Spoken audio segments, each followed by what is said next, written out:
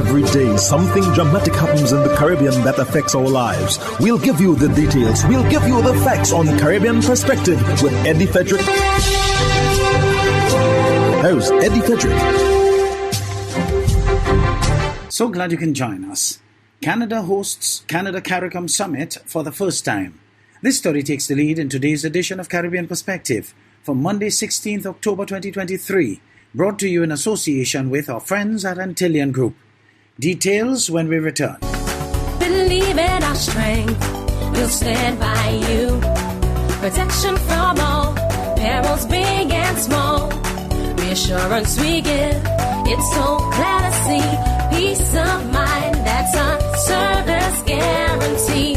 We look after all our family. Yes, we do at every opportunity. Antillian Group, underwriters of all classes of insurance solutions for your protection and investment. Live well financially.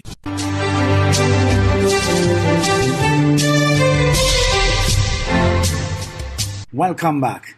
St. Lucia's Prime Minister Philip J. Pear will join other CARICOM heads in Ottawa, Canada this week for the 3-day Canada CARICOM Summit. At a press conference on Friday last, Prime Minister Pear outlined the summit's agenda and his expectations for the high-level meeting. Zane Romulus of the DBS News World has more. Prime Minister Philip J. Pear will lead a St. Lucian delegation to the first Canada CARICOM Summit on Canadian soil. As CARICOM celebrates its 50th anniversary this year, the summit will highlight Canada's strong ties with the Caribbean and allow leaders to continue strengthening cooperation. Under the summit's theme of Strategic Partners for a Resilient Future, Canada's Prime Minister Justin Trudeau and CARICOM leaders will discuss the situation in Haiti, climate change and climate financing, trade and regional security, among other issues. Most importantly, we're going to be dealing with what's happening in Haiti, because Haiti is proven to be a problem of unsurmountable. I mean, the issue seems to be multiplying and getting worse every day. Gangs have taken over large parts of the capital of Haiti. Gangs, criminal gangs. So this is a discussion you've heard that in that Kenya, that there was a United Nations resolution that the Kenyan courts have said that they have to hold on. So the issue is escalating. This summit builds on the work Canada is doing to strengthen ties with the region, including Prime Minister Trudeau's visit to the Bahamas earlier this year to participate in the 44th Conference of Heads of Government of CARICOM. At this engagement, he announced a new funding initiative totaling $44.8 million to tackle the climate crisis in the Caribbean.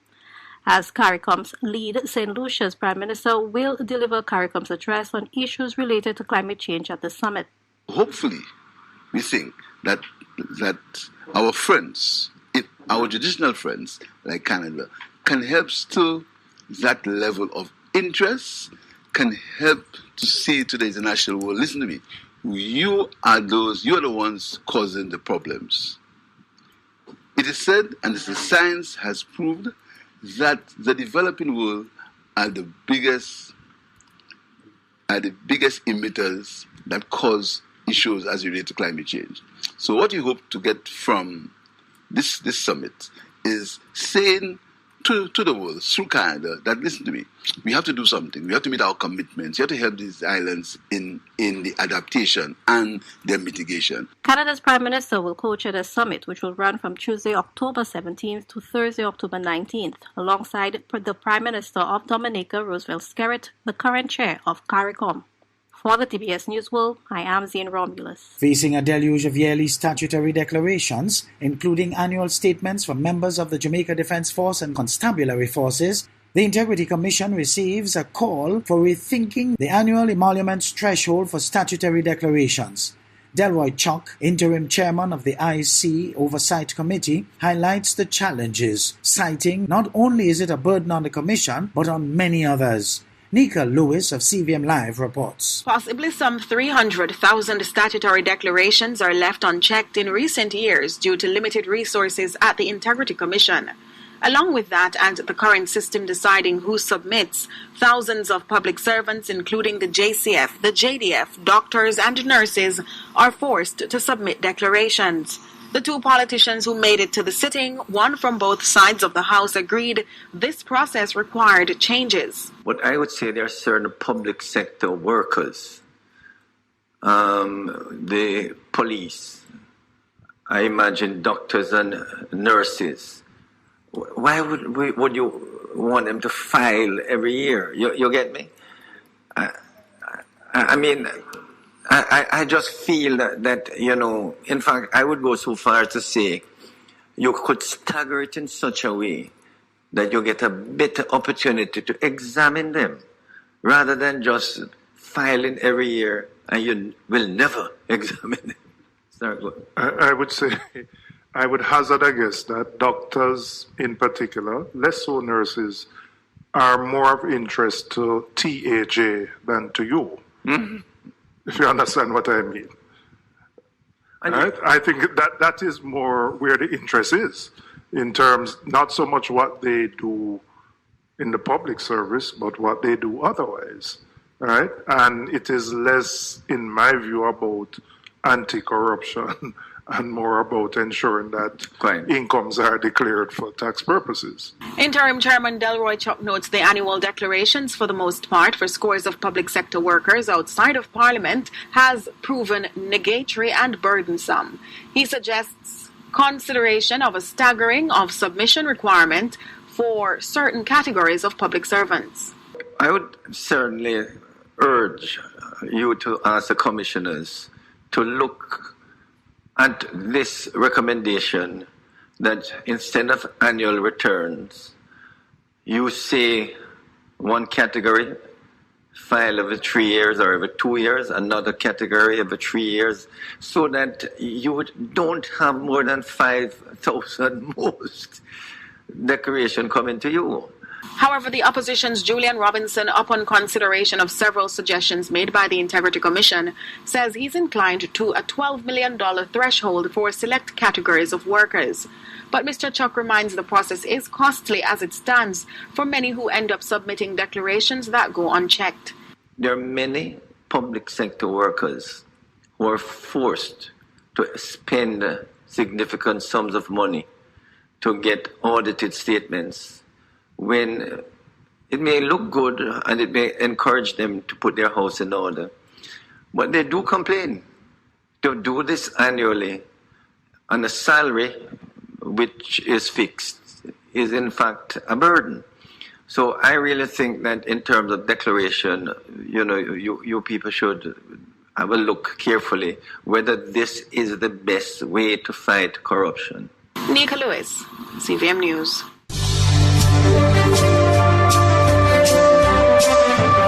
You're listening to Caribbean Perspective with Eddie Frederick, in association with our friends at Antillean Group, underwriters of all classes of insurance solutions for your protection and investment. Live well financially.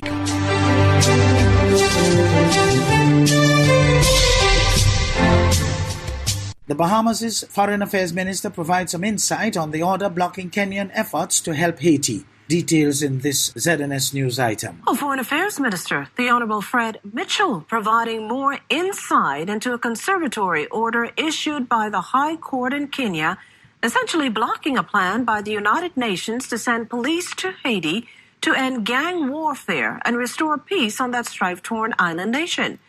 Back on October 2nd, the Security Council approved a plan to send some 1,000 security officers to Haiti, with the mission to include security forces from the Bahamas, Jamaica, Antigua, and Barbuda. This is an ex-party order which is put in place, and a determination has to be made by a court about the constitutionality of the deployment of the troops.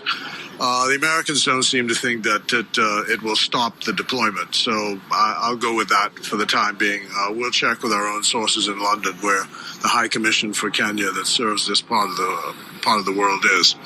So I don't expect it to be an issue in the long term. The Foreign Affairs Minister adding that all sides will now have to await the decision of the court in the matter.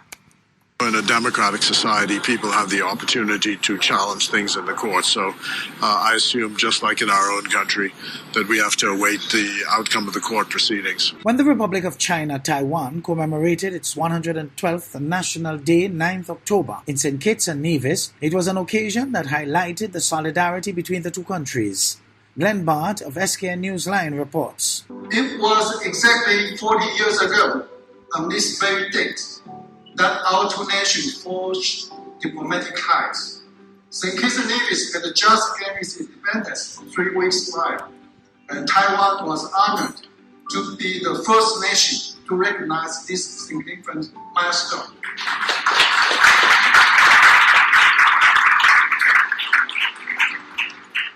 Since that momentous day, our friendships has grown stronger with each passing year. We have collaborated on a wide array of initiatives, encompassing food security, healthcare, education, ICT, women's empowerment, climate resilience, and sustainable development. These collaborations have not only benefited our people, but also stood as a testament to our unwavering commitment to one another. St. Kitts and Nevis Prime Minister Dr. Terence Chu congratulated the government and people of the Republic of China and Taiwan on the occasion of their 112th National Day and commented on the resolution of support for the ROC made in the National Assembly of St. Kitts and Nevis. I'm honored to be here this evening representing the government and the people of St. Kitts and Nevis as we extend our warmest congratulations to the government and the people of Taiwan on the occasion of their 112th National Day. We will get there soon.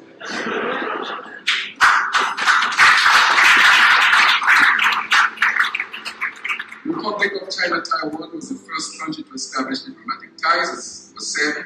These relations with the Federation of St. Kitts and Nevis immediately following our independence on September 19, 1983. 40 years later, our commitment and unwavering solidarity with Taiwan have never been stronger.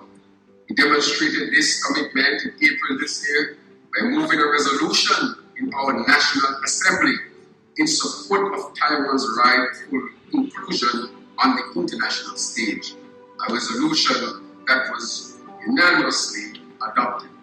And this means both the government side and the opposition side were united on this resolution.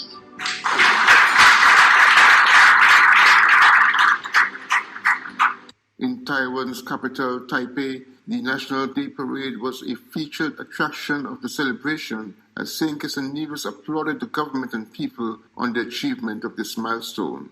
Glenn Bart reporting for SKN Newsline. Trinidad and Tobago's Prime Minister Dr. Keith Rowley says the large cache of weapons found by the Trinidad and Tobago Police Service on Wednesday last was a threat to Trinidad and Tobago's security and stability.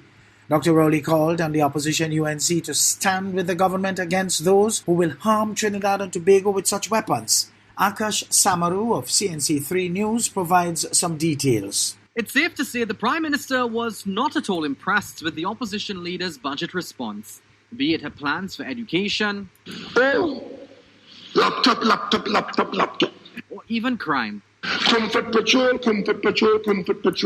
But the topic of crime dominated the Prime Minister's contribution this afternoon. Nobody in this country can say that they're happy with what is happening in our country. And it seems as if what transpired on Wednesday is weighing heavily on Dr. Rowley's mind. You can look at today's papers. Look at the front page of today's Guardian. Dr. Rowley said the quantity and caliber of the firearms seized go beyond the ordinary threat of handguns. Those 50 caliber weapons, Madam Speaker, are a threat not to people or to gangs. They are a threat to the state of Trinidad and Tobago. He urged the opposition to recognize this threat to national security and for them to rethink their rhetoric on crime. And you will do well to stop the nonsense talk about knocking it on emptying clip and knocking matic, because what you do when you talk that kind of thing there is to give them the impression that what they're doing is God's service and is fashionable. The Prime Minister also told the UNC that campaigning on crime will not win them an election, but collaboration with the government is the best thing they can do for the people. This fight has to be a fight of the entire nation if we're going to win it. Again, the opposition's reluctance to support the government's bail bill was a source of annoyance for the Prime Minister. We're not serious, Madam Speaker, and those of us who fight in this fight, we are damn annoyed about that. But the Prime Minister did reiterate his commitment to meeting with the opposition leader to discuss a crime-fighting strategy on a date still to be decided. But while he said he's looking forward to positive engagement... But I'm not holding my breath. Akash Samaru, CNC3 News.